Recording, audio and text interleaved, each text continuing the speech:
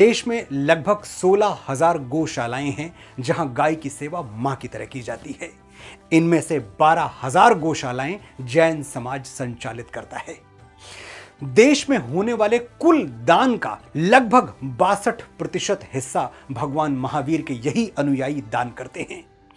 देश के कुल इनकम टैक्स में जैन समाज की हिस्सेदारी लगभग 24% है। यानी एक लाइन में कहा जाए तो हमारे देश के विकास में जैन समाज का योगदान लगभग 25% है, जबकि जैनों की कुल गिनती सिर्फ 0.37% यानी आधे प्रतिशत से भी कम है।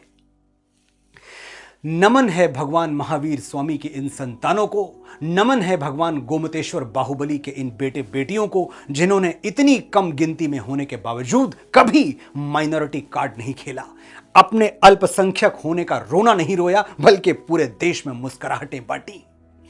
जैनों ने कभी अपनी संख्या को हथियार बनाकर कोई अनुचित मांग नहीं की, कभी यह शोर नहीं मचाया कि मेजॉरिटी वाले उनके साथ अन्याय कर रहे हैं। मैं समझता हूं दुनिया की हर माइनॉरिटी को स्वाभिमान और राष्ट्र प्रेम हमारे जैन भाइयों बहनों से सीखना चाहिए।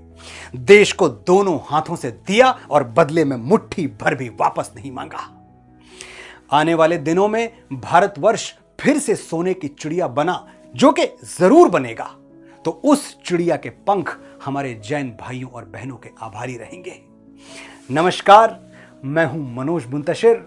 आज मैं और आप मिलकर उस महानायक से जिंदगी के सबक सीखेंगे जिसकी वैज्ञानिक सोच और रैशनल अप्रोच के आगे दुनिया के सबसे महान वैज्ञानिक अल्बर्ट आइंस्टाइन ने भी सर झुका दिया था।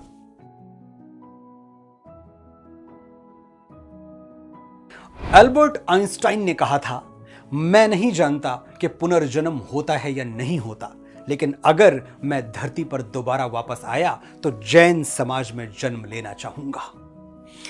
ऐसा नहीं कि भगवान महावीर स्वामी को आइंस्टाइन या किसी और के अनुमोदन की जरूरत है, लेकिन जब इतना बड़ा आदमी कोई बात कहता है तो उसमें कुछ तत्व तो जरूर होगा। जिस मास्क को आज हमने जिंदगी की जरूरत मान लिया है, जैन मुनि सैकड़ों वर्षों से उसे धारण करते आ रहे हैं। बैक्टीरिया और वायरस जैसे माइक्रो ऑर्गेनिजम्स का अस्तित्व जैन समाज वैज्ञानिकों से हजारों वर्ष पहले ही जान चुका था। आर्ट ऑफ लिविंग का कॉन्सेप्ट हमारे सामने आज आया है। आज दुनिया के सारे साइकोएनालिस्ट चीख चीख कर कहते हैं, if you can control your mind you can control the world. लेकिन जैन दर्शन में शुरू से ही